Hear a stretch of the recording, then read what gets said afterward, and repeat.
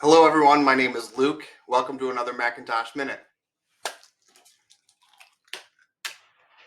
So now that I have your attention, this is going to be based on inflation.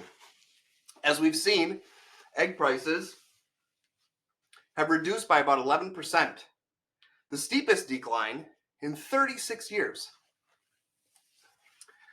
Likewise, grocery prices as a whole have declined significantly, the most since 2020. Oil prices, we don't know. They're going to fluctuate. We don't know what OPEC is going to do. So keep pumping gas in your cars, driving wherever you want to in the summer. I wouldn't be overly concerned about it. But the Fed's increased the rates by about 0.25% in March. We're expecting much of the same in April. If you have any other questions or want to see more egg on my face, please feel free to reach out to us. We're happy to help.